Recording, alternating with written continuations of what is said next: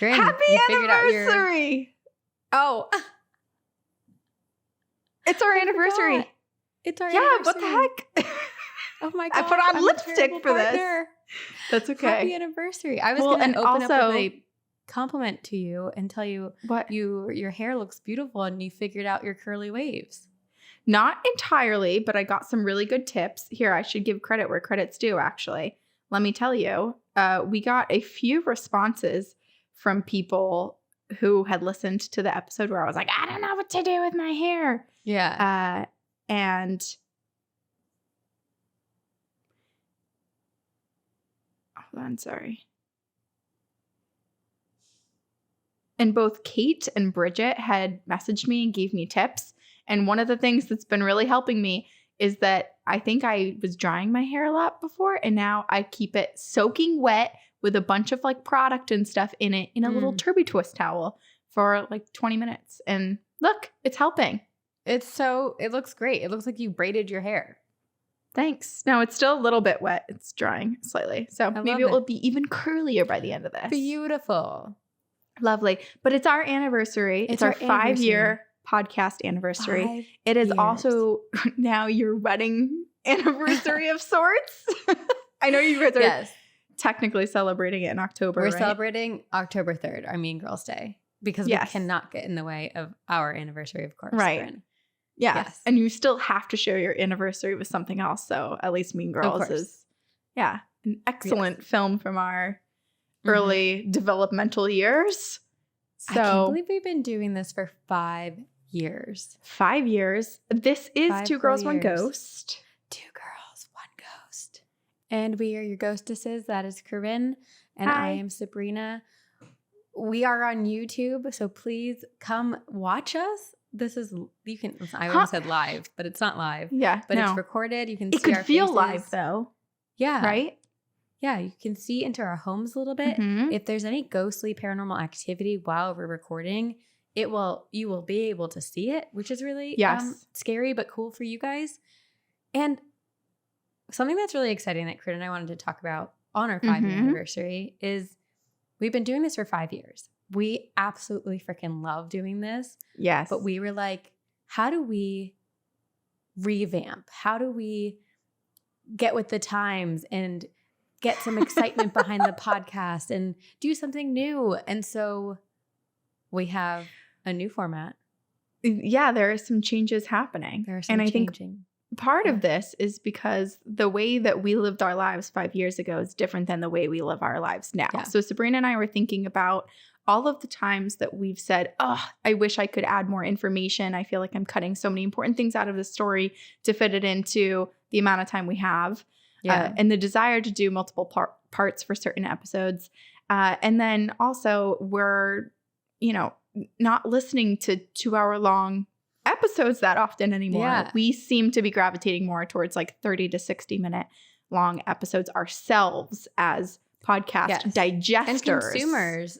And consumers in the market in general. Like, look at TikTok. People like the quick digestible bites. And so we were like, as much as I know 2.5 hours of podcast content is exciting, I'm sure it's also a bit daunting for people who are listening. So we were like, let's just create more content and have shorter episodes.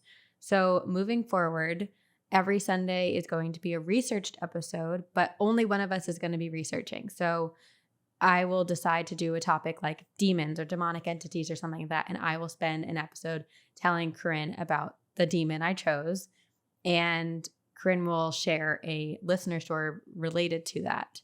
And maybe it'll be a 2-parter, and then we'll kind of we're basically going with the flow. We're going to see how this works. We're ebbing and flowing based on what we like to consume and what we think is going to be the right next step for you guys too. And then on top of that, every week we're going to post a shorter listener encounters episode. So you'll be getting just as much content, and if not more listener stories, but they'll be coming out. You'll have 3 episodes a week, basically. It's going to be listener stories or encounters, campfire stories, and our regular episodes. It's just going to be like a year of ghostly activity, and we're really excited about it. Yes. 3 episodes a week. Holy crap. Holy bejesus. Vagina. Holy vagina. Holy vagina. That's what I thought you were going to say. I don't know what I was going to say. And I think it was trending towards holy vagina. But I think I course corrected. And then you helped me just go back to what I was saying. Holy mackerel. Well, we're really excited. I think that it allows us a little bit more creativity too for you and I in what we kind of struggle with in our current episodes of wanting to add all of this extra spice, but trying to rein ourselves in. And now we don't have to. We're unleashed, baby. This next Corinne year. and Sabrina unleashed. So this is the last episode that is going to be posted as an Encounters on Sunday. And then moving forward, everything September on is going to be, well, I guess this is the last encounter. So September on is when we're going to start Sunday researched episodes, Tuesday campfire story. Well, I guess technically Tuesday live campfire stories, and then we post them on Wednesday. Yeah. And then we'll have our encounters being posted as well. Yes. It's going to be lovely. Big things, baby. Yeah.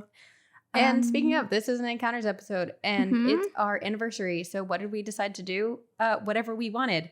Our favorite stories, the best ones that we could find, the ones that we get excited about. I had pitched that we do most haunted because obviously those are my favorite stories. But then, so this is the perfect combination of most haunted and most terrifying and the things that we like. And I even picked, you may be surprised, Corinne, I may have picked a happy, heartwarming one. Wow. I picked a couple with you in mind too.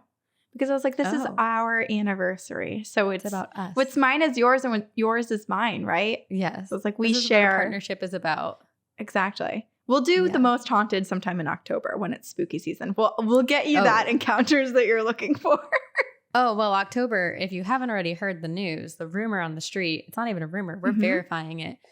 October is going to be a month of only talking about demonic entities and possessions and dark, terrifying things. So get excited. Yeah, I'm getting ready. Get your crystals. I feel like I need to do some like stretches and stuff. You know, we're about to embark on this horrifying marathon all of the month of October. Embark on this terrifying journey with us. Please, God, please. Don't leave me alone with Sabrina. Okay, should I start? Yes. Also, this one was really hard. I ended up like having 20 stories that I wanted to do, but then I had to like then comb through and strip it back. Okay. Which doesn't mean that we won't hear those other however many. We will for sure hear them. Okay. I'll start us off strong. Great. I took a picture of a demon from our listener, Serene. Hi there, ladies. My name is Serene, and I've been listening to you guys since 2019 during the first lockdown and have become obsessed since. I've absolutely loved the supernatural and spooky my whole life, but when this happened to me, I swore off watching a scary movie or anything like that again because of how close I got to what I believe was a demon. I've since broken that promise. I now love the Conjuring series. But anyway, here's my story. Oh, this is funny because she says, because Serene was like, okay, she goes, my story happened in 2018, but it's funny because she said that she swore everything off, but then in 2019 started listening to us. So it was like a year period. That wasn't very long. No. Okay. So my story happened in 2018 when I was a nanny for a family with 4 children, the oldest being 8 and the youngest being 2. They lived in this big, beautiful house out in the country, about 15 minutes away from town. Sounds very Bly Manor. Mm-hmm. Surrounding this house was a few neighbors, a canal, and lots of farming fields. The family I worked for was one of the prominent farming families in our town, and I loved them. They were really easy to work with. They were never once rude or mean to me, and they were super accommodating to my school schedule at the local college. I was there for about 4 years before I quit because of the pandemic. All of the kids were in different sports, so a huge chunk of my day was driving them around, dropping them off, and picking them up. It was a Friday evening around 6 p.m., and I had dropped them off and coordinated with another nanny from practice to bring them home when they were done. I picked up some groceries on the list and took the baby home. We'll call the baby James. So after James had dinner and played a while, I let him hang out in the dining room next to me while I cleaned the kitchen. It was maybe 9 or 10 p.m. and it was pitch black outside. The other kids went to get ice cream after practice, so it was still just us. I don't know how to describe the layout of the house in words, but right next to the kitchen where we were, there was a long hallway that led to the garage and laundry room. And they had a doggy door on the garage door to the house. So, while I was finishing up dinner, I heard the doggy door swing, and James ran down to the hallway to greet what sounded like the family dog. James turned the corner down the hallway and immediately screams. No! Oh my God! This is the worst thing that could ever happen, especially when you're in a house that's not yours, but you're responsible for the kids. And also the fact that you're babysitting, it's like very much when a stranger calls. Totally. I can't see the door from the sink, so I assumed the dog bit him or he fell. So I ran to see what happened. And as soon as I saw it, I stopped dead in my tracks. Leia's freaking out too. Perfect. Leia? Don't cut that out. Leia's a part of our podcast, and this is our anniversary episode. She's like, you forgot to intro me. But what is she yelling at? I can't see the other side of the kitchen either. She probably wants food. Actually, today is her adoptiversary. The day we're recording is the day I adopted her 9 years ago. Today is? Mm-hmm. Wait. Oh, okay. My brain, I was just like, on our anniversary, but when this comes out, well, this is our anniversary episode for August 14th, but I realized we're recording before. Today is not literally our anniversary. No. This is Leia's adoptiversary. All the big moments happening for you in the summer months. Yes.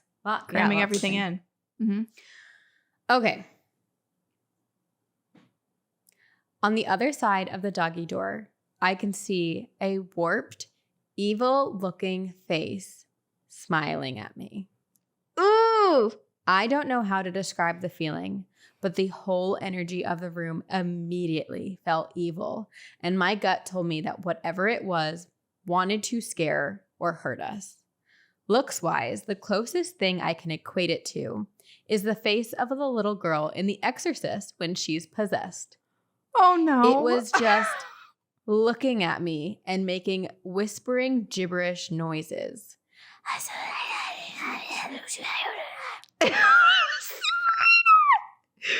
That made it so scary. If I were a turtle, I'd be completely in my shell. I'm trying to be right now. I know, I could see. How do I insert myself into my body? Ooh. That would be so cool if humans could do that. Just suck our heads in. I scream and grab the baby and run back towards the kitchen. I was so scared to be turning around and not seeing if it comes in. I've loved Jesus my whole life, so I told the demon thing, "You are not welcome here. God is with me and he's going to protect me," over and over again. I started singing and screaming any worship songs and then quoting any scripture that came to my head. LOL. I could see it moving, but it wasn't coming in. So I decided to make some kind of plan, trying to keep it out. I decided to take a picture. I ran to the door. I locked it. I shut the doggy door. I put the baby down, count to 5, and I did it. I don't know how much I'm remembering right, or if I was just super scared, but I could swear the closer I got to the door, the worse it smelled. Ew. I was crying, and I'm 99% sure I peed myself a little, but I did it. I turned back. I'm like, that's part of the smell, but they didn't. That's probably better than what the other smell was. I would have peed myself too. But I did it. I turned back around, I grabbed the baby and ran upstairs to his room. Maybe 10 minutes later, the rest of the kids got home, and after an hour, the parents got home. I called my dad and asked him to pick me up because I was terrified of driving alone in the dark country after that. So I ran to my dad's car, leaving mine behind, and I get out of there. I called the mom the next morning, and she told me, "Forget about it. Don't tell the kids." What? Which freaked me out even more. She didn't sound surprised or scared. So did she already know? And also that feels a little threatening. Like, you forget about what you saw. It's like, okay, well, why are you protecting this weird demon creature? And also, I have questions as to what the excuse was that night, leaving her own car behind. Because as a family, maybe she was just like, I guess, I don't know. Wouldn't you say, why is my babysitter entering another vehicle and leaving her own car here? Maybe she was just like, I just want to ride home. It's dark and scary. I don't know. Anyway, I seriously contemplated quitting that weekend. My parents told me I should. But I didn't. I honestly don't know why I didn't. But I stayed for a little more than a year after that. The energy never went back to normal though, and it still felt wrong. I would hear running upstairs when I was alone. I would do laundry and come back to see the front door was wide open. The baby wouldn't go near the glass doors at night, and the mom never brought it up again. It's been a few years and I'm a teacher now, but sometimes I forget about it until I see the picture on my camera roll. I truly believe the Lord protected me that night from something evil. Anyway, thank you for reading. I'm no writer, but I know you guys will be able to do the story justice. I've attached the photo, and I hope it doesn't scare you guys as bad as it scared me. Also, something funny, I've shown this photo to self-proclaimed skeptics of the supernatural and made them believers. Serene. Okay, are you ready for this? Yes, we'll have our editor Aiden insert the photo into this video too. Oh my God! Ew! Oh no! Wait. Oh my gosh, I have to look at this in the folder too. I don't know why I'm doing this to myself because it's disgusting just seeing it the way that you put it up to the camera. It's horrifying. But holy crap, this is like Bride of Chucky. This is the exorcism. It does look like Chucky. Wait, I'm confused. Remind me, how was this photo taken? So it's a doggy door into the garage. So I think the garage light is on. And there's that plastic doggy door screen. Ew, it's so gross. It also kind of looks like, it almost looks like clown painting by how the like big lips. The really big, too wide to be natural. It looks like someone took like like Joker lips. Totally. And the eyes almost like ruffled hair. Yeah. Oh my God. I do not like this. It, the worse it gets. I know. I feel like I'm going to faint. This is disgusting. Wow. That's 2 episodes in a row, Corinne, where I've made you nearly faint. Oh my God. I know. This is, I don't know what to say. I think we should end the whole podcast here because I think we're all just going to be haunted now. So yeah. What the hell? Okay. The fact that the baby saw it too. I mean, we know children, especially young children, are open and susceptible way more than most adults in terms of seeing the paranormal, the supernatural. And so it makes sense that the baby did. But if she had ever thought like, oh no, what I saw must have been trickery, my imagination in this dark house at the end of town, that was disproven in the moment because she was reacting after the kid had already reacted, which is so scary.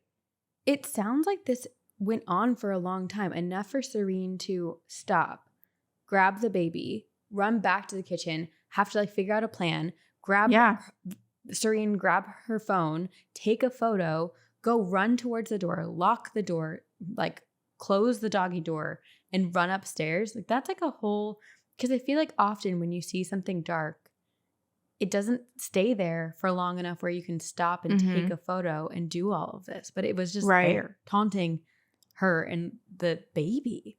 Totally.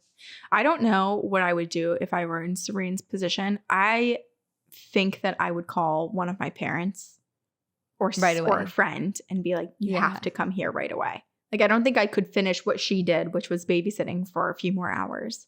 I know. But there's a baby. Like, I wonder how old James the baby was. Because if they're like 1 or 2, they're like, what's going on? Like, I saw that thing. They're comprehending the situation. Right. So you just calmly make a phone call and you say, you must come to the house right now. No need to call the police. It's not that type of emergency.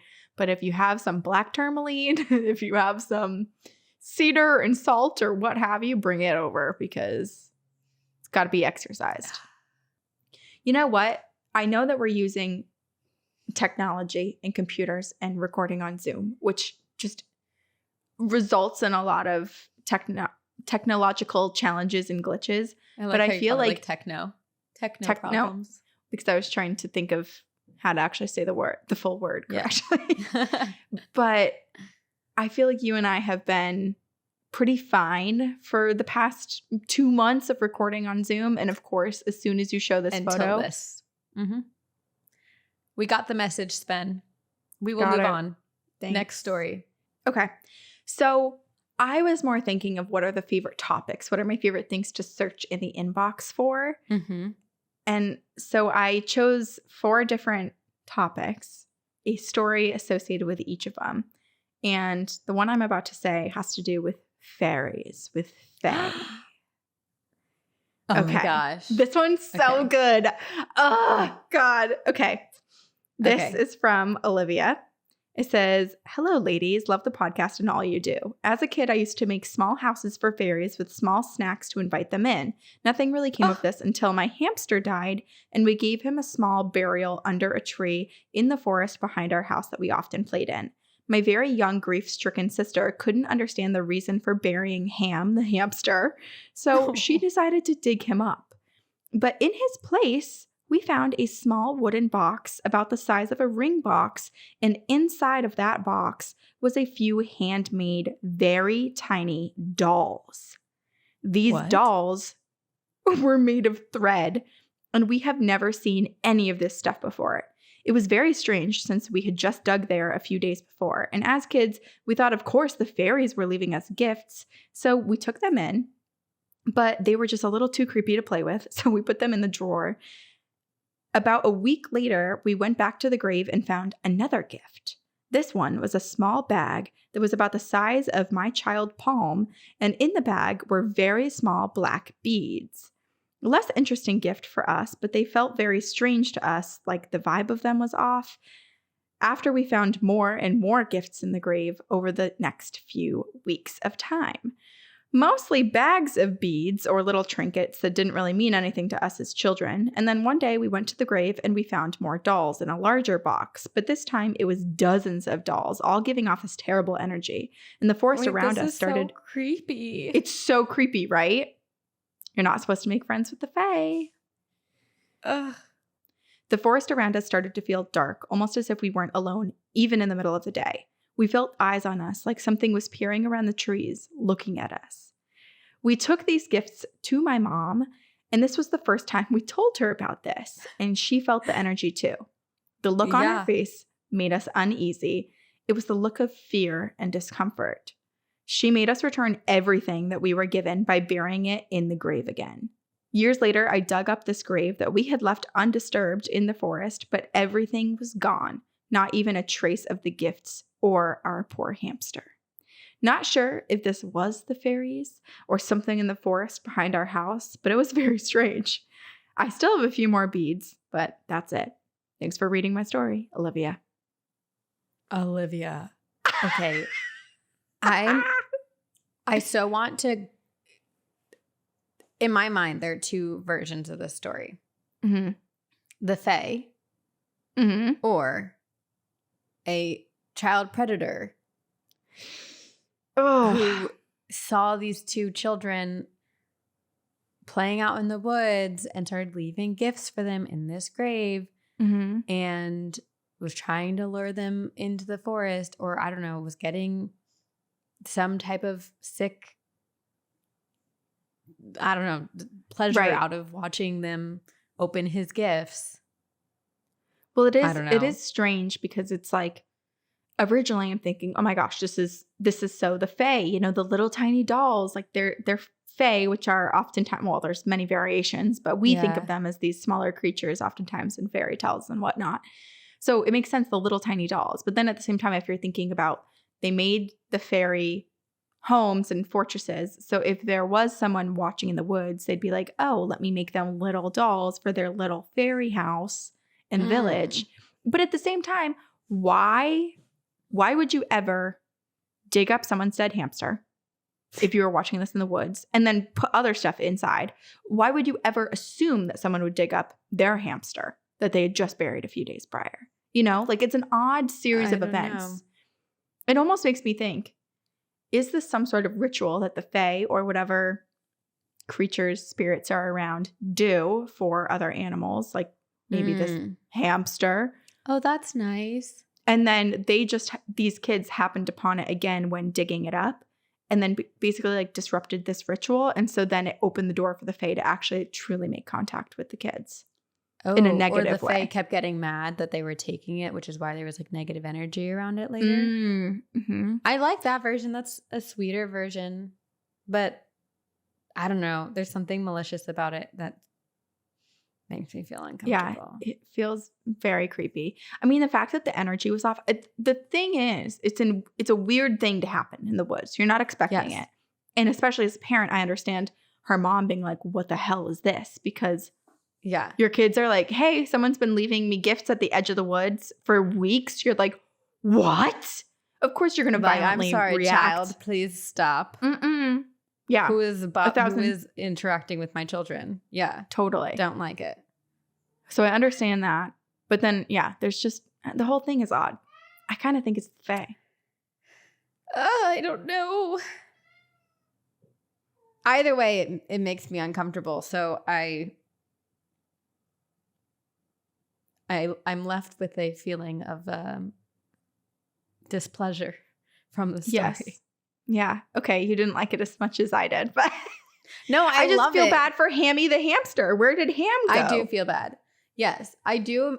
I like the version that you pitched because it makes me think that the Fae are out there giving these deceased beloved pets like a really beautiful memorial and passing, which I think is kind. But then the idea of I was thinking more Avatar style, where it was like they're carnivorous and they took the body of Ham to eat and like left a little trinket of like, thank you for giving me your flesh, because Ham was gone. So oh my god. Okay, so that's dark. Just kidding. It wouldn't be an episode of Two Girls, One Goat, let alone an anniversary episode without our disturbing ideas. Okay. Oh, this is a good one. Okay. Yay! I love how We're excited all we good. get about reading people's encounters. I know. Okay, this one is so good. It's from our listener, Natalie, and it is called I Pulled Something Out of My Wall. Oh, these are so good. I love these stories. Whether it's paranormal or not, finding shit in your walls is so fascinating. It's the most interesting. Like this one. Genre. Okay. Shit. It's not in the way that you're thinking, and that's what I love about it. Okay. Hi, girlies. My name is Natalie, and I live in Melbourne, Australia. I have recently started listening to your podcast, and I am obsessed. I have a lot of love for spooky stories and ghost encounters, so your podcast has molded a special place in my heart that I never knew had been deprived of until now, which I love. So nice. I'm trying so hard to catch up to your most recent episodes, but I'm currently at number 38 because I don't want to miss anything if you reference back to earlier ones. I'm not sure if you've covered sleep paralysis yet, but wowee, do I have a story for you. This is the time that I pulled something, maybe a demon, out of my wall while sleep paralysis. I like how we changed the topic to our favorite stories and you're like, yep, demons. Those are my favorite stories. I'm just going to do all demons. I'm sick in the head. And I love it. Oh, okay. Man. So I should start by giving a little bit of context. In November of 2018, I moved out of a home into a rental with a friend. For privacy reasons, I'll refer to him as Ben. I didn't really need to move out, but I was 19 at the time and thought, fuck it. Ben had lived in this house with the previous residents, so when they moved out, I moved in and he stayed with me. Shortly after unpacking all my things, he informed me that the room I moved into was previously occupied by his friend, who we will call Gary, who had a freaking demon attached to him. Oh, God. And I'm like, wow, thanks for letting me know before I moved in. Not. Apparently, there should be warnings. Why do people Definitely. tell other people this as soon as they move in. It's like, no, you were supposed to tell me 1 month ago when I was looking Before at I this property. decided to move in. Yeah. Yes.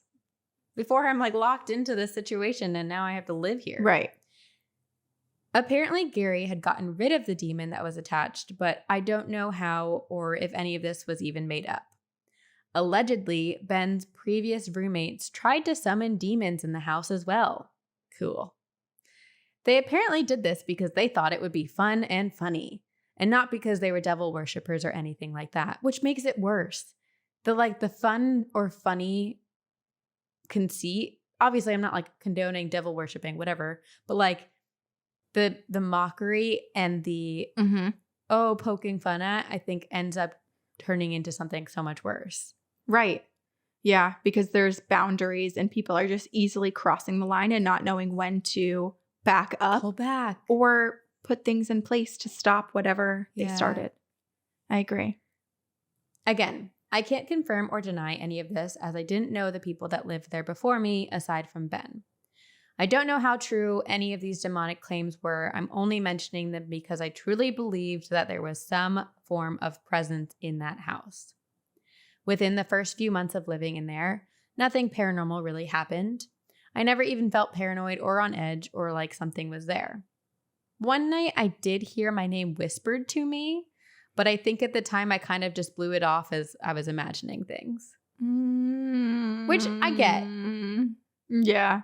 It's If an that's easy all- thing to if that's glaze all over. You've experienced, yeah, just one little in the middle of the night, like I think it would be very easy to just be Right. like, I could be hearing. Well, yeah. Am I in the in-between of sleep and dreaming? I get it.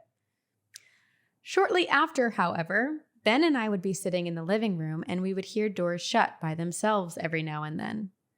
Again, not too alarming, but something was definitely going on. A few months later, things took a turn for the worst. Now, it's important to note that before moving into this house, I had never experienced sleep paralysis before. I wasn't even sure what it was really, aside from the scary stories I'd read online. So when it happened, it was the most terrifying thing I had ever been through. One night, I had a dream where I was in my room with Ben, sitting on my bed, when my closet doors started to violently open and close on their own. I pointed it out to Ben and we were both super scared. A black cat then ran quickly out of my closet before I woke up. I was unable to scream. Whose cat? This is a dream. This is happening in like the dream space. I'm like, what the heck? This is the weirdest part. Okay. But I mean, you could argue that this is happening in the dream space or you're in a dream-like state and it's all happening. You don't really know. I was unable to scream or move my body when I woke, aside from my arms for some reason. I was lying on my back and I remember looking up only to see that there were many, and I mean many, hands reaching out of my fucking wall behind my headboard. Oh, no. No. This is why they make those FX graphics for Halloween of hands going through windows and through your walls because it is the scariest visual. Ew. I mean, could you imagine sleeping? You're laying on your bed. Pretend I'm laying down. I sleep like this because I'm a zombie. No, a vampire. What? A vampire. The hands are zombie-like. And then zombie-like hands are reaching over your head. And many of them, not just like one pair, multiple pairs. And get this, they were all a dark blue or gray color and honestly looked as if they were decaying, black fingernails, etc. Nasty. I don't know what prompted me to do this, but for some insane reason, I grabbed onto one of the hands and started to pull it. As I was pulling, I felt everything. I felt the wrist, then the forearm as I continued all the pulling, tendons. all the way up to the elbow. That is when I made my final pull, when this womanly looking figure appeared right fucking next to me on my bed. Nope. It was too dark to actually see a face, but I could just tell that she was staring right at me. Oh. She had long black hair that covered most of her face and what looked like raggy old clothing, but I can't be sure because it was really, really dark in my room. She stared at me what felt like forever, but was probably likely less than a minute in reality. While all the while she's making these horrible, low, growling sounds. Maybe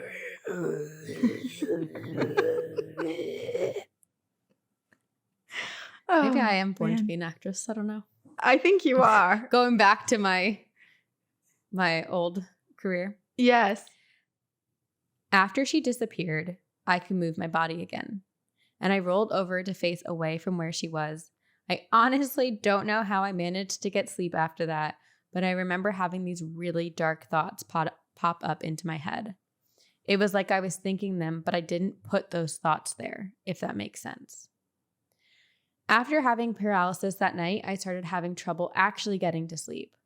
Almost every night, I would feel fine for most of it until I would randomly get this feeling that something was in the room with me.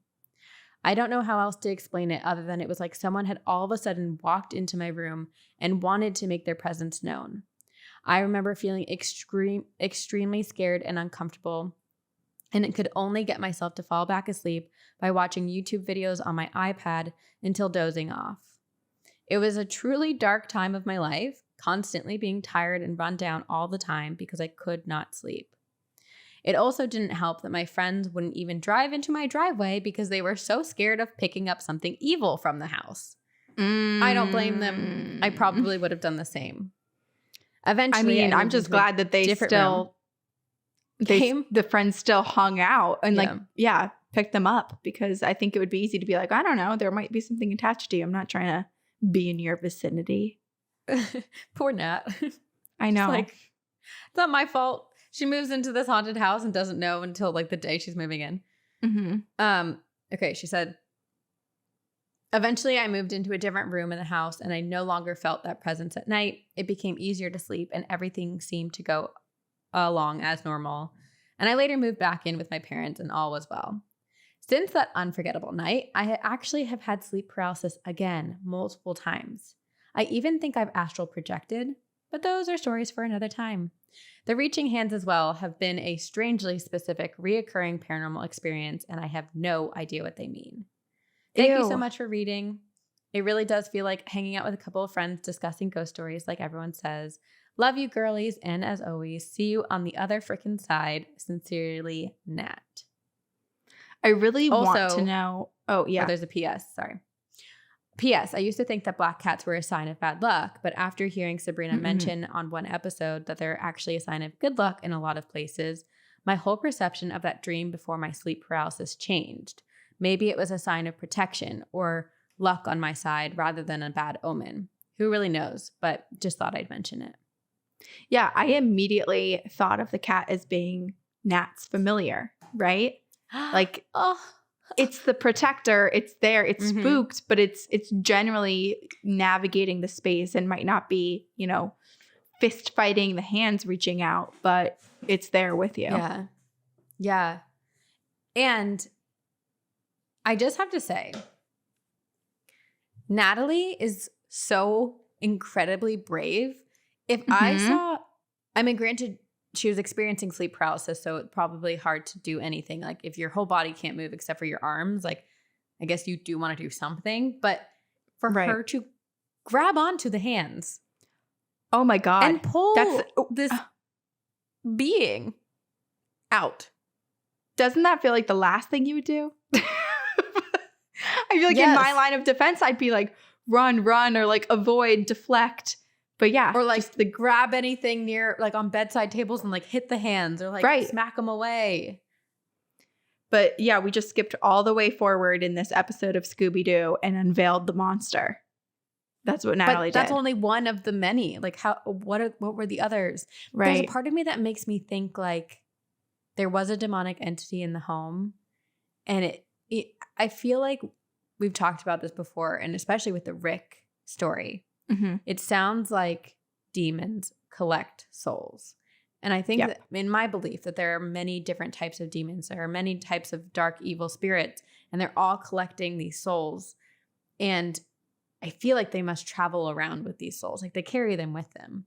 And so I'm thinking that there's this demonic presence in Natalie's room, which now no longer is Natalie's room.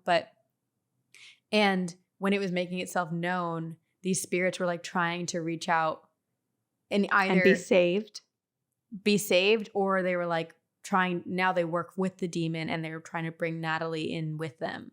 Oh, gosh. Ooh. I don't like that. I like the first version where Natalie is the chosen one to try to save them. What if Natalie did save that woman? Right? By pulling her out of spirit the was wall. eventually able to move on. And that's why she keeps streaming this. Because the spirits collectively have created such a tie to Natalie in the hope that Natalie's presence gives them that they now project their haunting through her dreams as a recurring nightmare. And if she just reaches up and pulls them out, she'll be able to one by one save them and take away the power that the demon has, slowly chip away at its energy until it is nothing but a stupid little worm. Yeah, Natalie, tell the demon it's a stupid little worm. You're a stupid little worm, you demon worm. You demon worm. Haha, demon worm. You're just a demon worm. Where it's like coming up like middle school, like mean things to say to the demons. Truly. Raggedy ass demon worm. You're cool. You're constipated, overweight, out of style loser. Oh my God, I forgot about that one. Oh, that one, that like it's traumatic to me because that one was said to me too many times. Right. And yes, talk about I a true was haunting. Constipated. And I am. It's a problem. I have it. Nothing's so many changed. people have it. Nothing's changed. I like to think that this story, while extremely terrifying and the sleep paralysis that I would never want to experience, I like to think that if this were rewritten in television today into a comedy, that the demons coming out, they're like little demon hands grabbing. I like to picture just like some 5-year-old with an iPad walking down the hallway, just like fist bumping them or high-fiving them, just still staring at his iPad as they go by. Just not kinda paying like attention. Whack-a-mole, but with demons. Right. It's like no big deal. It's just the demons in the hallway. Sup, demons? But it's like No about problem. to high five them and go, psych. I like that. Oh, man. Oh, gosh. Gotta Well, rewrite what some of else this I stuff like? so we don't have nightmares. I have one. It's called The Demon in a Burning House. Yes! And it is horrifying. Okay. Okay. Can't wait. This is my favorite. This is the best. I Happy love it. anniversary, Sabrina. I picked this Thank for you. you. What a great gift. Demon stories. Demon story. This story has never been said aloud, nor has it been mentioned over again after this incident. Oh my God, we're the first to hear it. I used to be a firefighter in town I'd like to keep hidden due to this incident that happened with my friends and I who worked at the same station. It was around 3:10 a.m., and a fellow firefighter and I were working, trying to catch up on some sleep since we had been going to call after call all night. We were woken up by dispatch telling us that there was a fully engulfed house, and we immediately sprung into action. It took us about 10 minutes to get there because it was on the outskirts of our town. And when we got there, we saw this 2-story house up in flames. Everyone was outside and perfectly safe, being that they were all the way across the street. Or so we thought. So the fight began. It was so incredibly hot that we had another fire department from the next town over come and help us, and we took turns fighting this fire. After we realized that we weren't going to be able to save the house, we decided to go on the defense and protect the surrounding buildings by dousing the ground and nearby walls with water to prevent it from spreading. As we make entry, my buddy and I went in and tried to see if there was anything that we could save item-wise for the family. As we went into one room, we noticed the crib and something inside of it. Heartbroken, we noticed an infant that was no longer able to be saved, but we still tried our best. At this moment, and I can only speak for myself about this next part, I immediately felt a burst of rage and anger come over me.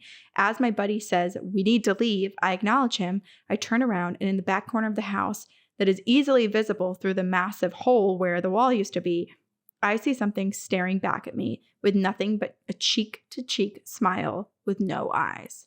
I immediately panic and rush out of the house. I toss all of my gear to the ground and I start to hyperventilate. To this day, I have no idea what I saw, but if you read my last story, then you'll understand why I was so terrified, which clearly I guess we need to read the last story. Later that month, after taking a much-needed break, I turned in my badge and equipment and told my chief that I couldn't handle the stress anymore and that I wished them the best. And to this day, I still have nightmares about that night. I knew the family. They had no infant child. Stay spooky, ladies. Dylan. It was the demon fucking with them, making them think that there was a dead child in the burning house, and then smiling cheek to cheek when Dylan saw the demon. Isn't this freaking... Try not to swear, but it's so messed up. Oh my God. I was not expecting that last sentence.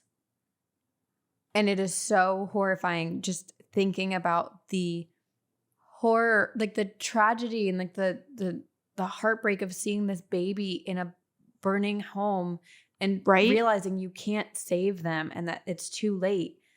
But then to, after the fact, realize there is no baby. There was no baby. This demon was truly just trying to, one, torture them mentally, two, probably keep them inside the house that's burning down for longer, trying to think that they need to save another soul.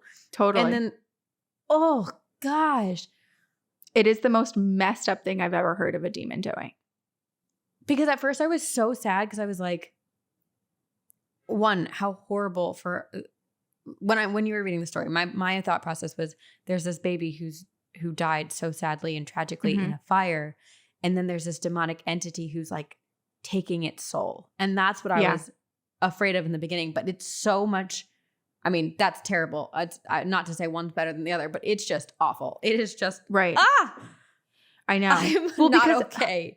And I'm sure Dylan and his partner weren't really thinking about what they were seeing at the time. I mean, you would assume that the family outside who was safe across the way would have said, our baby's in there, our child's in there, there's someone else in there. But again, people are in shock. You never know how people are going to respond. So I'm sure they, as firefighters, were like, they were reacting to the reality that was placed in front of them, which was that there was a child who had succumbed to the smoke made from the fire burning through half the house. And then seeing the demon and then realizing that there was no child at all. I understand why I was like, I'm done. I can't. I'm not doing this anymore. I'm so unwell. It's so bad. It's a bad one. My brain's a bit broken. And I just, the fact that they quit, it was that, I mean, I'm sure there's more to the job and it's a very stressful job, but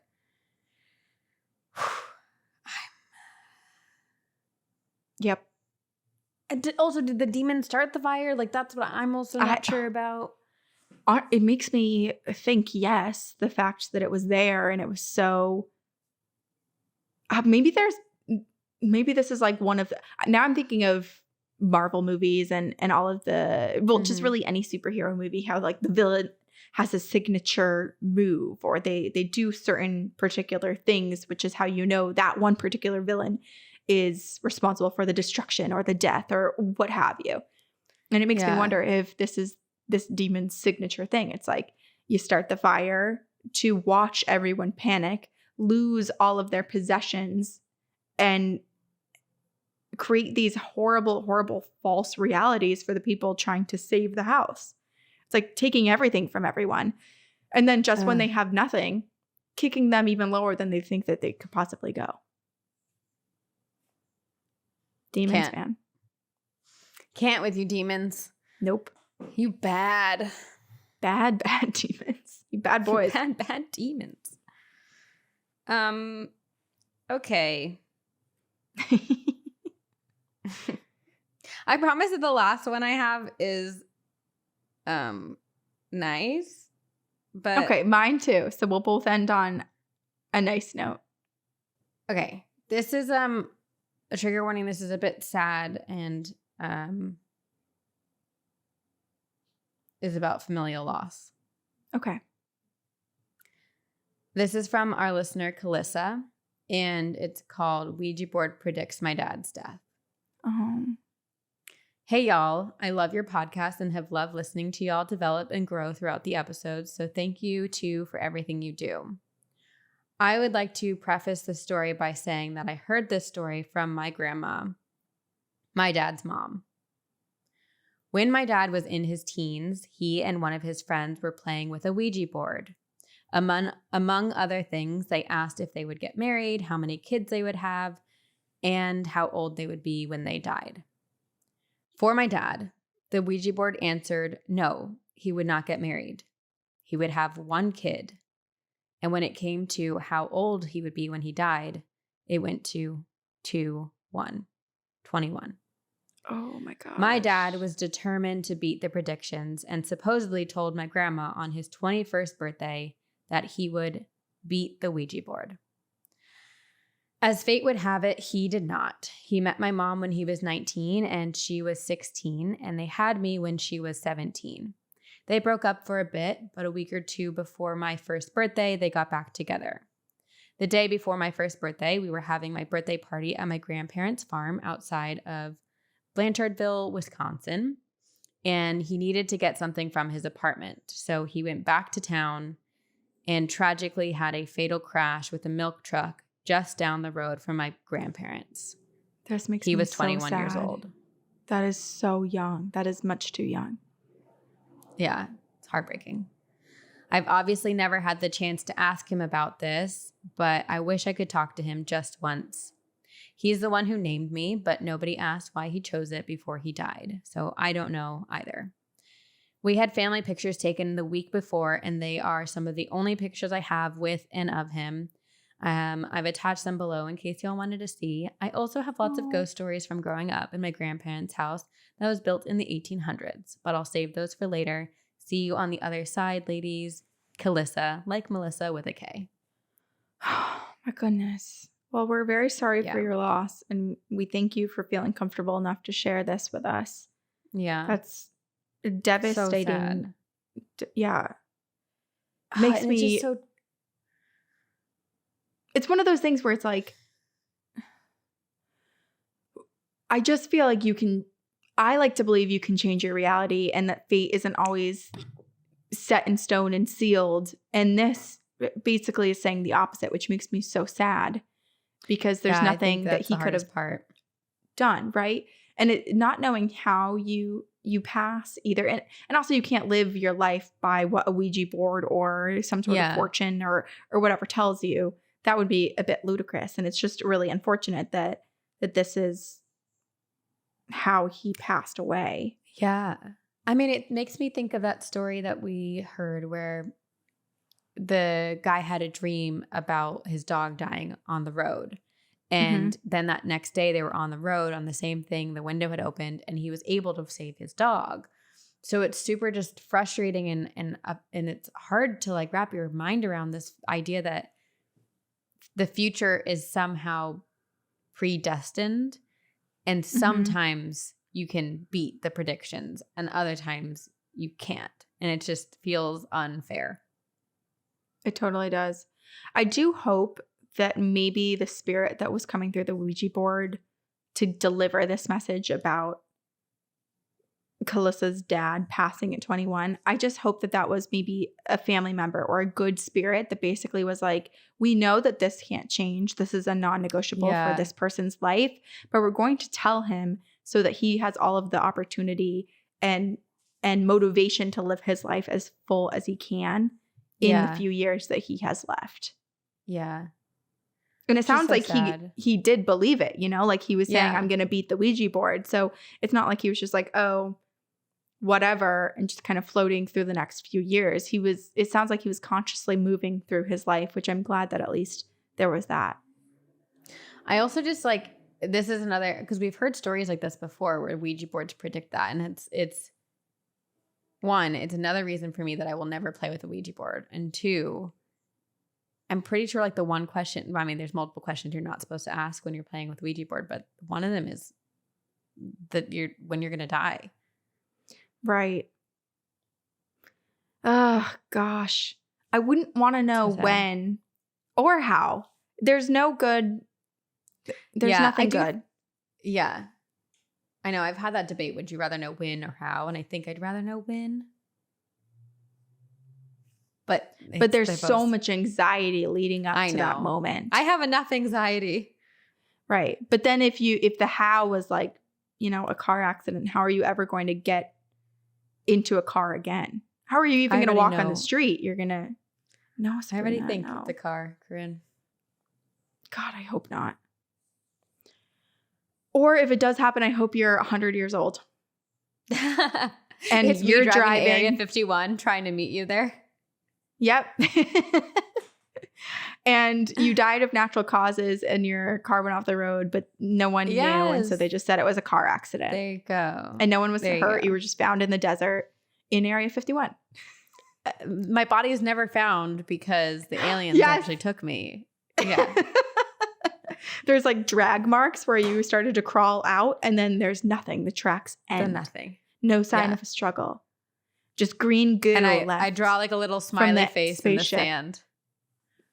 Just draw a little smiley face in the sand to be like, I'm happy. Let them take me. The aliens have got me. That's what you can write. Just in Pig Latin or something. Can you guys wait 1 second before you abduct me? I just need to leave a message behind. Do you remember when I sent you a postcard that was written in Webdings font? Oh my gosh. What the hell is this? I truly was so shocked by it because it was handwritten too. 4 years ago. I don't know why I did that. Just felt right. Didn't feel right. You and I have talked about selling like coded postcards as merch to send for our listeners to send to people. One day we will. We should just create our own Maybe little that's language. our Christmas card. Ooh. It's on people the front. Have to figure out what dressed font up it is. With Krampus. Mm-hmm. And then the back is a secret message. And it will be, if people can solve the secret message, it will be a clue to where our next live show is going to be. Okay. I'm liking the direction that this is going. Mm-hmm. We should definitely do some sort of message. I'm into it. Yes. And it won't be any font that anyone knows. We'll make up our own font. Ooh, we'll make it up. We're like going to be like the Zodiac. No one's going to be able to figure it out because we misspelled something. We used the wrong version of your. Oh, whoops. Man. Ruined it all. Whoopsie daisy. Okay. I picked out one that is called The Experience That Turned My 100% Skeptic Partner into a Believer. Oh. Hello, lovely ghostesses and ghouls. My name is Rissa, she, her pronouns, and I just discovered your podcast a couple of days ago and I've been hooked. This was pretty recently sent in. So, a new convert. Welcome to the triangle, Rissa. Welcome. I've always been obsessed with everything paranormal since I was little, and I'm so excited to have found a community who just gets it. I'm going to share 2 experiences today, but I will definitely send another email in the future or hopefully share another story on Campfire Stories. Please. The first experience I want to share still kind of stumps me. Don't worry, this one is extremely heartwarming and brought me a lot of peace. I'm just not sure what to really call it. Let me get on track. On September 9th, 2016, my father lost his 2-year battle to stage 4 brain cancer. Oh, my dad and I have always been very close, and he was my very best friend. A couple of months after he passed, I had gotten home from work around 2 p.m. and no one was home. Since I'd gotten off early, I decided that I was going to go take a nap, and as I was falling asleep, my body felt like it was buzzing or vibrating. I was like 90% asleep, and I remember thinking, this is weird, and I continued to drift off. I woke up, or so I thought, and the buzzing was still present, but fading away, and I heard my dad's voice. He was calling for my mother. So I sprung out of bed. I looked around my room, and it was daylight, but I kept thinking, am I still asleep? Am I dreaming? And I've always had very conscious thoughts while dreaming. I walked out of the room, and I looked down the hallway that went to the living room, and I started walking towards the living room, and then the hallway started to stretch. I started to run, and then I jumped, and I landed in the living room. Everything looked normal. Here's the layout. Walking into the living room from the front door, we had a huge window to the left, and the hallway was to the right. If you kept walking straight, there was a dining room that connected to our alleyway kitchen. My parents' half bath was connected to the end of the kitchen and their room connected to the half bath. And then their other bedroom door led to the same hallway. And in this hallway was my room, my brother's room, and a bathroom. So it's kind of a loop around situation. I looked down and I saw my dog, but it was the puppy version of him. He was excited and he was barking. And I asked him if he had to go potty and to be let outside. So I go to the sliding glass door that was in between the dining room and the kitchen. And when I closed the door behind me, I looked to my right and my dad is standing right there in the doorway of the half bath. Oh. He looked healthy. He looked beautiful. He was waving at me. He was smiling, but it wasn't scary. And he had this warm smile that he always had on. He was wearing his favorite outfit, a Michigan pullover, blue jeans, and his nice boots. Dad, I ran towards him with open arms and tears in my eyes. He said, "Hi, Goob," my nickname that he gave me. But the closer I got, the more he deteriorated. His type of cancer affected almost everything about him. The closer I got, the sicker he got. And he still kept his warm smile. I remember grabbing onto him and hugging him as tight as I could, and I kept saying, "Please don't leave me again. You can stay with us. I don't want you to leave." I kept begging him to stay. I felt him hug me back, and he just kept saying, "It's okay. You're going to be okay. Everything is okay. I love you." And I just kept sobbing into his shoulders, and I felt myself levitate, as if he were carrying me back to my bed. Oh my God. We eventually got in bed. I have chills. My back is freezing cold. We eventually got back into my room, and keep in mind, I'm still crying into his shoulder and I can't see anything, but I just knew that he was bringing me back to my bed. He laid me down in the same position that I woke up / fell asleep in. And when I woke up in real life, I faintly heard his voice saying, "Everything is going to be all right."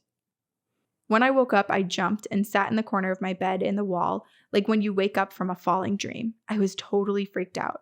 I should also note that my dad passed in the house, and I fully believe that it was him visiting me, reassuring me that everything will be okay, like he always did.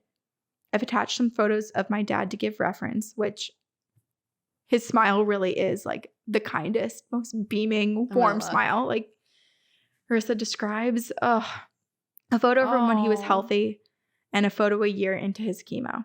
He'd want to be remembered by his first photo, but I feel like the second one really captures his spirit as well. Yeah, just twinkling eyes. So sweet. Wow. Oh, that's so beautiful. I know. It's so sad, but he was just there. He was so... He was. Oh. Truly. Okay, and then a not heartwarming second story that was sent. Okay, second story. This one's a bit longer, so bear with me. I'm going to call this one The Box. Last year for my birthday, October 22nd, 2021, I went to Kentucky to be with some friends for my birthday weekend. We went to this amazing antique shop that my best friends always rave about. It was me, my friends, let's call them Anne and Katrina, and my boyfriend, B. It was a huge shop, so we were all just browsing around, and my boyfriend and I were in this little nook, and I noticed this box. It was the most beautiful box that I'd ever seen. You could tell it was old, it was metal, and it had this very unique design on it. There was just something about this box that almost entranced you. Like you kept wanting to learn more about it. And I wanted to open it so bad. Like this box. I know. It's like, why is it luring you in? Yeah. Nope. I wanted to open it so bad, but something in me just kept saying, "Don't open the box." Well, my girl opened the box. I immediately felt this very dark and heavy energy, and something about it just made me refuse to look in the mirror of it. The inside was lined with cheap red felt that you could just tell didn't belong to the original box. You could see where it had been glued in as if it was raising in some parts. Something was just compelling me to rip the felt off. I don't know how long I was looking inside the box, but it felt like I was in this trance for almost 10 minutes. Rissa, get out of the box. I know. There was just something heavy about this box, and I swear I felt whatever it was entered me. It went through my mouth and down my throat, and I just feel this sinking down into my stomach. The only way I can describe it is if it felt like a teardrop shaped sinking down my throat and resting into my stomach, just very heavy. I shut the box and I turned to B and I told him to open the box and tell me if he felt anything. He looked at me and told me that he had already opened the box and felt something heavy hanging from his throat down into his stomach. I freaked out. Anne and Katrina came over to the corner shortly after that and asked if he had found anything cool. And I told Katrina to open the box. I love how Rissa's just like, everyone's going to be haunted if I'm haunted. Everyone open the box. Yeah, we're all in this together. I am like shrinking and hiding behind my microphone now. I know. I totally have pit stains. And I can't believe this is like in a public place. Like it's all just happening in this antique store. In the corner of an antique store. Casual possession at the antique shop. Yep. 4 people getting haunted. Okay. She immediately closes it and says, ooh, I didn't like that. Anne also opens it and says she felt nothing. Haha. And her exact reaction was... because the other people got it all for you. I know. Rissa writes, her exact reaction was, opens box, looks for a second, says, cool, and closes it. What a lucky bitch. Yep. After we got back to her apartment, my boyfriend Katrina and I were all talking about what we thought and felt when we opened the box, and we had all experienced the same thing. Later that night, we were all hanging out in the living room, and it was reasonably late, around 2 or 3 a.m., and B said that he had seen a shadow in the hallway. We thought he was just messing with us, but I know my boyfriend, and he had always been a bit of a skeptic of anything supernatural. He's a Virgo. Go figure. LOL. Hey. Wait, but you are a Virgo. And I not am a skeptic. Not at all. Far from it. 5 years of Far podcasts. From. Proving that you're not a skeptic. Could you imagine if 5 years into this, I'm go, actually, I've never believed in any of this. Or that you came out of 5 years being like, actually, all of this has proven to me that the paranormal doesn't exist, which is like, it's the opposite. This is 5 years of evidence we've collected for everybody. Oh, complete evidence. I believe in everything. Truly. Me too. That's why we're together in this. That's why we are still doing this. Okay, so he's a skeptic, but the look on his face and his experience that he had with the box were the same as ours made me believe him. Nothing else happened that night, and we went to bed. On the way back to my house, B and I were fighting a lot. We never argue, maybe bicker here and there on occasion, but we were just fighting and being nasty towards each other. Very not like us. I went to work the next day, and he had stayed up all night. I'd gotten off work early and I was in a pretty good mood. It was a beautiful day and I felt bad about our arguments, which I honestly couldn't and still don't really remember what they were even about. I got home and I asked him if he'd wanted to go for a hike since the weather was so nice. And he agreed, and we both started to get ourselves ready. I'd packed a suitcase for the weekend at Anne's, and it was on the floor between the door that leads into the garage and my mom's corner china cabinet. I had went into the garage because that's where our washer and dryer were and any other laundry that hadn't gotten folded yet.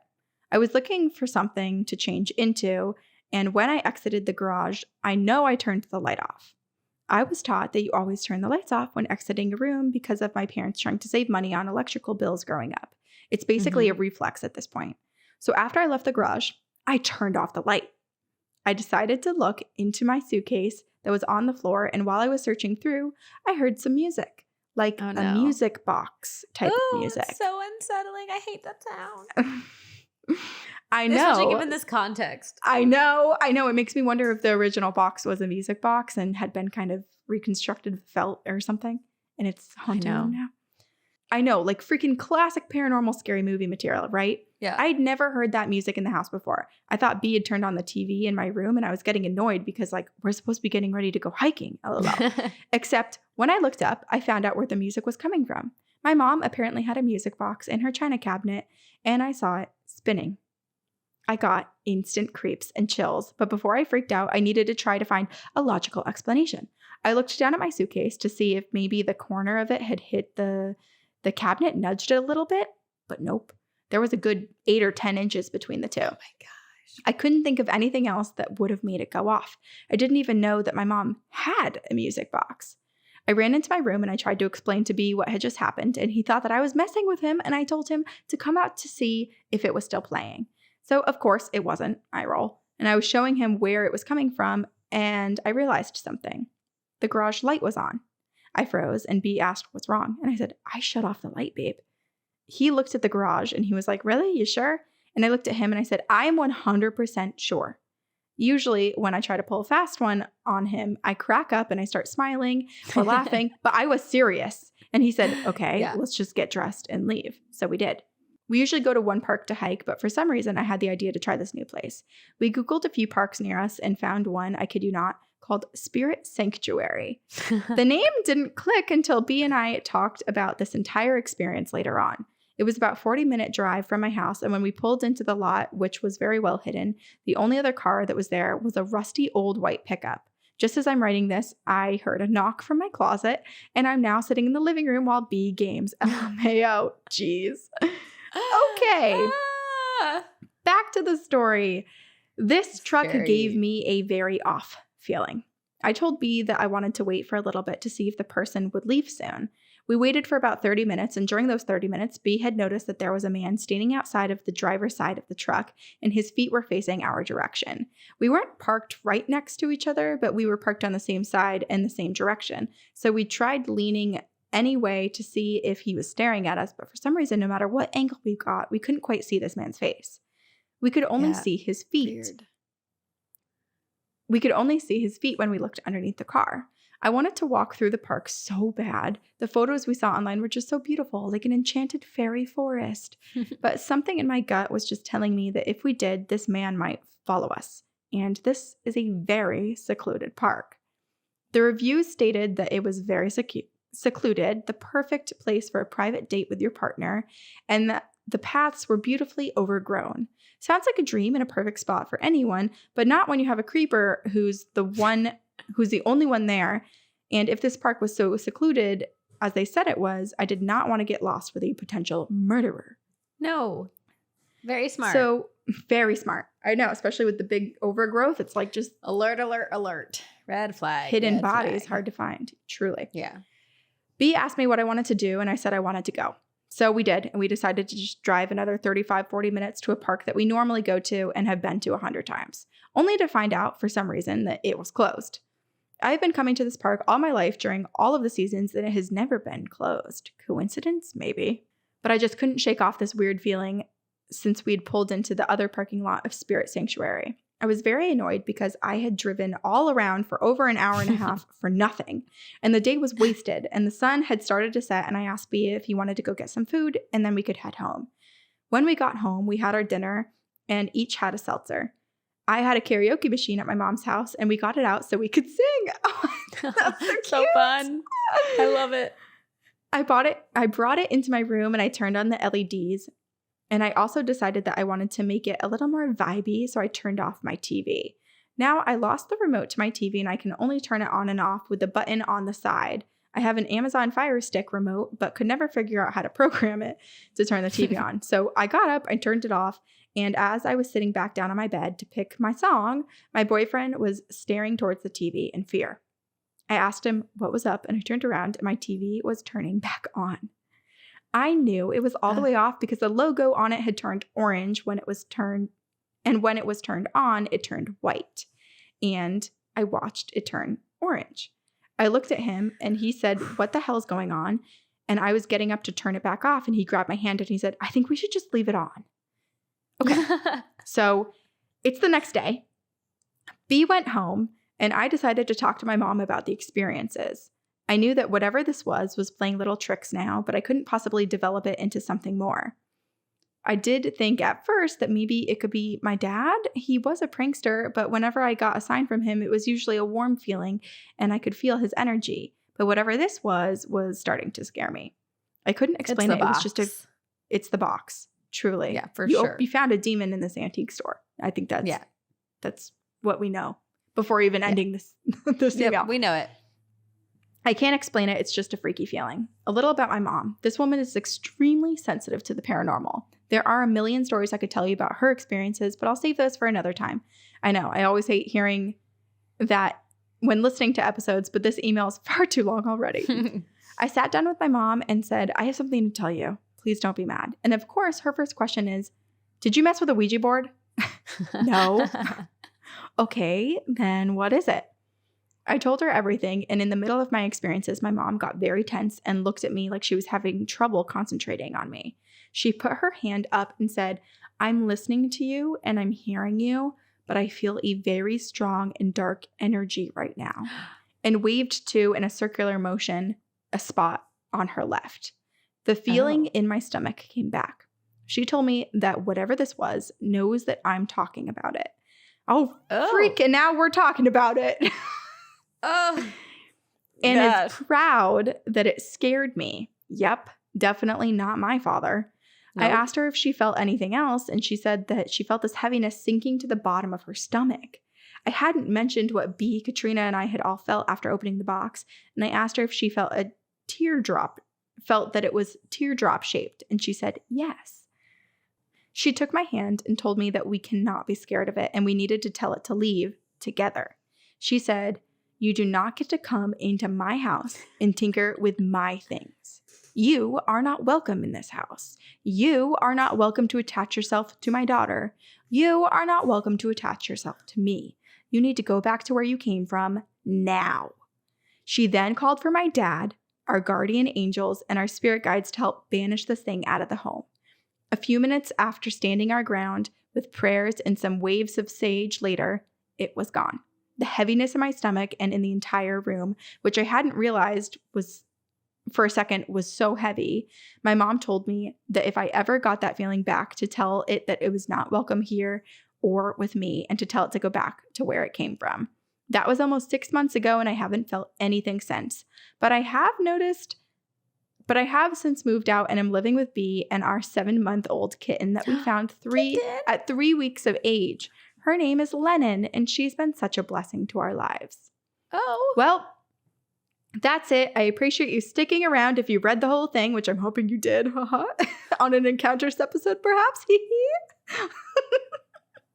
I'd love to hear your thoughts on these two experiences. I'm also attaching a couple photos of our little Lennon, one from when we first got her and one of her more recently.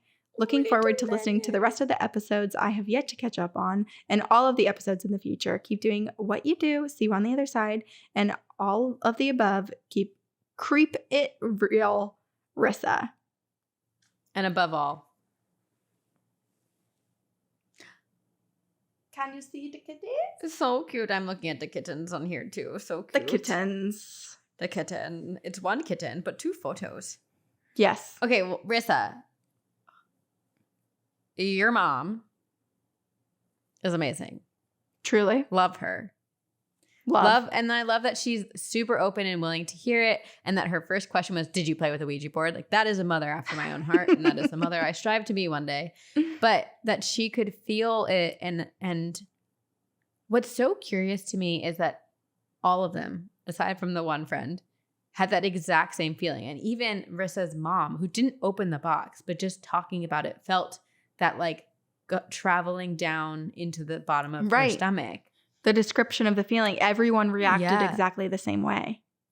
Which makes me wonder, because it's not really a possession then. It's more like this entity is just like latching itself onto people. Mm-hmm. Like it's almost like putting its tentacles around and like being like, this is a target. Yeah. So it sounds like B and Rissa haven't experienced anything now since moving in with each other. But I do wonder, Rissa and her mom did this thing of like, you are not welcome here. But what about the others? What about B? What about the other friend who did experience things? Yeah, I do they wonder. Still have experiences?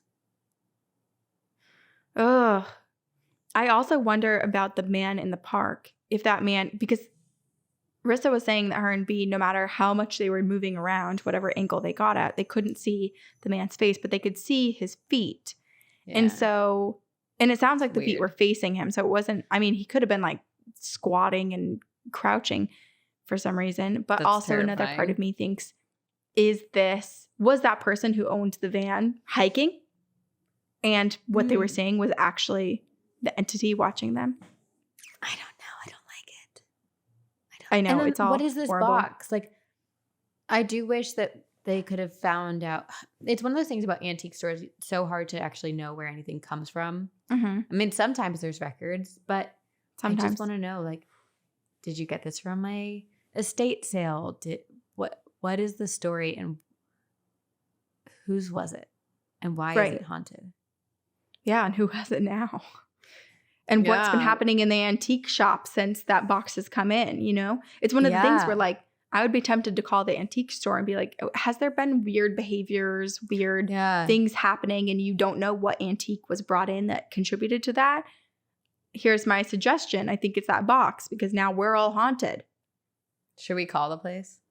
Yeah, we need Rissa to tell us where it is. Rissa, send us the place. Also, I just love that her and her mom call upon her dad. I know. For protection because he just really seems nice. like the kindest, warmest person. I mean, the fact that he carried her in her like dream visitation, like sleep back to her bed too. It's just such a paternal, loving, parental thing to do. And I like that he's there. He's teaming up with all the guardians and the angels to protect his family. Yeah. Yeah. We both have nicer ones to end with, right? We're lifting everybody up after all of these. There's actually a lot of commonalities between some of our stories because there's like the basement light or the garage lights, whatever it was. And now this one has a fire in it. Oh gosh. Okay. And a whole lot of demons. You asked for demons and I was like, no. And then we ended up with a demon episode anyway. Galore. I guess we love demons. Yeah. Okay. This is from our listener B. And it's called How My Angel Sister Saved My Family from a Fire Set by a Ghost. Hi, ghosties. I wanted to share with you guys a story of how fate/teenage angst and the spirit of my sister saved my family from tragedy. So this story takes place when I was 16 years old. It was a Friday night, and my little brother and I were supposed to spend the night at my grandmother's. Having recently gotten my license and a taste of sweet freedom, I had no desire to go. Usually my parents would have forced me, but for whatever reason, this night they told me I didn't have to. I ended up going to my school's football game and coming home fairly late. And for context, my house at the time was 3 stories. My parents lived on the top, our kitchen and living room was in the middle, and my brother and I lived downstairs. When I got home, my parents were already in bed, so I went down to my room and fell asleep. It was around midnight. I was peacefully sleeping and dreaming away when suddenly my dream switched to this angelic, beautiful blonde lady running towards me, screaming, "Wake up, wake up, wake up now." Oh my gosh. My body jolted awake and black smoke was billowing into my bedroom. Horrified, I got up and placed my hand to the door to see if it was hot. One of the actual useful things I learned in school, LOL. It was not, so I opened the door to the entire hallway, seeing that it was enveloped in smoke.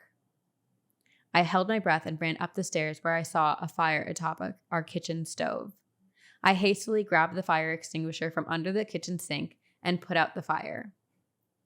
Fortunately, the fire was contained and has only burned a few of the upper cabinets. Once the fire was out, I sprinted upstairs to check on my parents, who were fast asleep. I obviously screamed at them and made them come downstairs. We then saw that somehow all 4 burners of our stovetop had been turned on to the highest setting. What the? Oh my God. On top of that, a wooden cutting board that my parents had gotten from their honeymoon in Italy had been sitting on top of the burners, slowly burning, which is what caused all of the black smoke. Oh. It seriously must have just caught flame a few minutes before the dream lady woke me. To this day, we have no idea how the burners got turned on. My parents had ordered takeout for dinner that night since both my brother and I were gone, so the stove had not been turned on all day. My home was 100% haunted, so the only thing we can think of is that some sort of evil spirit was attempting to harm us, or maybe a poltergeist spirit thought it would be a prank. No, that's not a prank. Obviously, our smoke detectors were not working, and my parents asked how I was able to wake up, and I told them about the lady in my dream yelling at me, telling me to wake up. We collectively came to the conclusion that it was my sister who passed away before I was born. So while something evil was trying to harm us, the incredible love of an angel sister woke me up and allowed me to put out the fire before it got worse. I have chills. My brother also suffers from horrible asthma, and we thank God that he went to my grandmother's house that night, or he may not still be with us. Moral of the story, do not make your 16-year-old daughters go to their grandma's house on a Friday night. Do make your 12-year-old son go to the grandmother's house on that Friday night and check your damn smoke detectors. Thanks for all you do. I'll write in more spooky stories about the haunted house later. Best, B. Wow. Oh my gosh. How lucky was that she was awoken by her sister? Yeah. And has that guardian who can say, I like that the sense of urgency. It wasn't just like you need to wake up now. It was like a now. rush, like panic. Like you literally need to wake up this very second. Which again, your life depends on it. That the dream world, you are so close to the paranormal realm that there is a shield that lowers when you're in this like subconscious state. The fact that she was having another dream and all of a sudden it like switched and there's this woman running at her being like, wake up, wake up, wake up. Oh, it just makes me wonder how the hell this happened. Because part of me was thinking, I mean, before learning that the brother was at the grandmother's, which thank goodness he was. Yeah. It made me wonder if he, or honestly could have been one of her parents, like, were they like possessed in the middle of the night and sleptwalk and did the deed for this demon. But it sounds like people all remembered their dreams and probably would have known. So it's just really strange. Yeah. And it sounds like the house was already haunted. So like they have reason to believe that there was a spirit doing this. There's also a version, and I'm not saying that this is the version, but person on the walls. It is a spirit who's like the same spirit that ran to be in the dream is like trying to, test out their abilities and accidentally turned on all of the burners and was like, oh my God, what have I done? Oh no. Like panic. Oh, run into her dream. Yeah. Yeah. Oh my gosh.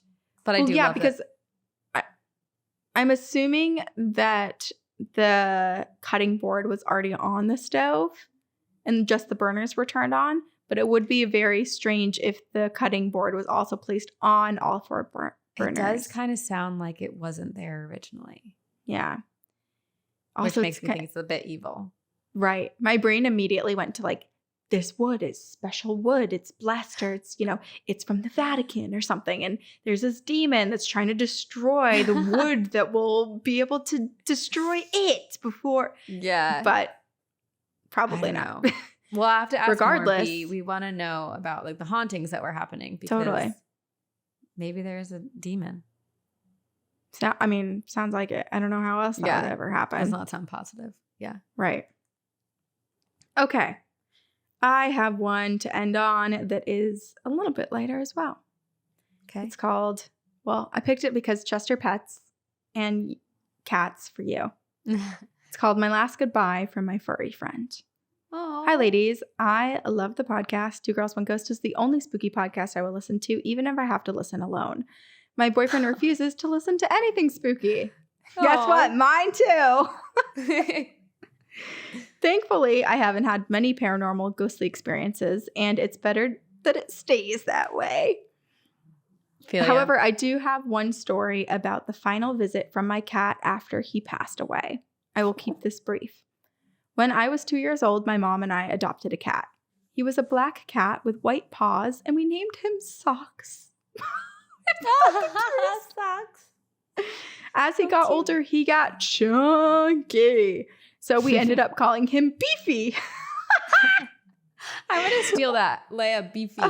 Beefy. I call her Chonk, but I like Beefy. It's cute. My cousin's dog is named Jack, but they call him Beef Stew because he's big boy. Beef Stew. When I was 13 years old, he passed away, and it was tragic. Aww. My mom woke me up one Saturday morning and said that something was wrong with Beefy. I raced downstairs, and he was laying lethargically on the floor, and I remember my mom calling my grandmother and calling the emergency vet. I remember holding Beefy wrapped in a blanket in the car on the way to the emergency vet. My mother was also very pregnant. She gave birth 2 weeks after this and was a single mother, so we didn't have the money to go and get testing to see what had happened. Kidney failure is a good guess. We had to put Beefy down, and my mother, my grandmother, and myself were in the room as he was put down. Most devastating moment of my life. Once they declared him gone, they let me hold him one last time, and I cried worse than a baby. We did get Beefy cremated, and he sits on a shelf in my bedroom for me to see every day, and I'm almost 30 now. A few days after he passed, there were 2 experiences. Being 13 and so cool, I previously took my bed apart and slept with only a mattress on the floor. One night, as I was laying down to sleep, listening to the radio show Delilah, I felt Beefy. I felt him step up onto the mattress and walk to the spot that he usually slept at my feet and plop down. This gave me happiness and peace that he came to sleep with me one last time. Yeah. The Aww. next day or two, I had told my mom about what I experienced. She had shared with me that she also had an experience.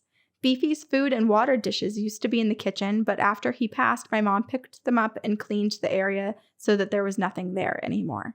She told me that she was in the kitchen one day doing dishes, and from behind her, she heard the crunching of cat food and pieces dropping to the floor. Oh. She turned around, but of course there was nothing there. That's my story to share for you today. Trust your pets, love your pets, and keep up the awesome work, ladies. Justina. Oh, Justina. Oh, that's so sad. I miss Beefy for you. Me too. But I do love this idea. I mean, I love that Beefy came to visit again, but I do also love this idea that Beefy's spirit is so strong that he still exists. And like, if we're talking about time and how it's all happening at once, like that Beefy for a moment was able to like replicate or like come back from a different timeline. Like the crunching of the food is just Beefy existing and still being alive, because technically in time, Beefy is. Beefy is. I also like to think that the reason that pets return back to their home in spirit form isn't because they're confused, but just because they want to make sure their family's okay. Yeah. And Beefy must have gone and been like, okay, I visited Justina. I visited Justina's mom. Yeah. And they seem like they're going to be just fine. And honestly, maybe Beefy got reincarnated into the baby that came out 2 weeks later. You never know. Traveling you souls. never know. Yeah. Wow. Oh, but yeah. That was so sweet. I know, so sweet. It's always sad when people lose loved ones and family members and pets and whatnot. But I think some of these lovely experiences are just what happens after. It feels so heartwarming and so reassuring. Yeah. And it just is a nice reminder that the paranormal and these experiences aren't always terrifying. It can be really nice to experience. Agreed. Oh, gosh. I love the paranormal. I love spooky things. I love happy things. I love you, Corinne. I love you. Oh, I love you. I love that we love each other. We love each other. We love all of you that are listening. We should have had a little glass of wine, something celebratory for 5 years, but maybe we'll do that at our 10-year. Oh my God, yeah. Oh my gosh. Yeah. Wait, we should do like an episode where we do like Sunday brunch and we record. Oh, I like with that. Mimosas. Yes. Also, so we're recording this obviously before our actual anniversary, but I'm trying to look on what date our true anniversary is on. I know it's you and Nick might be doing something too. I think it comes out on the 14th, which is Sunday. Oh, truly. Maybe we should do like a little Instagram live or something and have like a little cheers and be like, it's our 5-year, just for a few minutes. Say hello. Okay.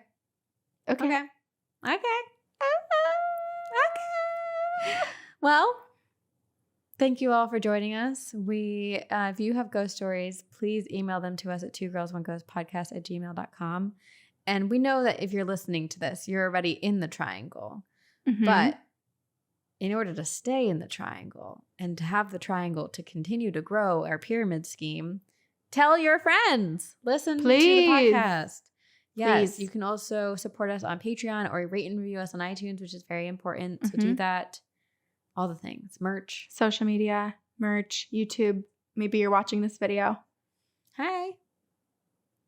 And hopefully you guys like the new direction we're going. You get a lot more content, many more episodes coming in the future. And shorter episodes, more digestible. Yeah. Mm-hmm. Thank you to our editors. Oh, yes. Thank you to the entire team at FR Digital, Aiden Manning, Eric Foster, and Max Lodian. All of you. You guys are freaking awesome. Thank you. They've been with us for 5 years too. Well, I guess a little. Well, 3.5 years? but they've been our sole editing they've been with team. They've been with We've us. never had anyone else, nor do we want anyone else. We are grateful. Yes, thank you. And now? So, well, we do hope that we get to see you on this side. We want to hug you. We want to thank you. We want to tell you that we love you. But if we don't see you on this side, we will see you on the other side.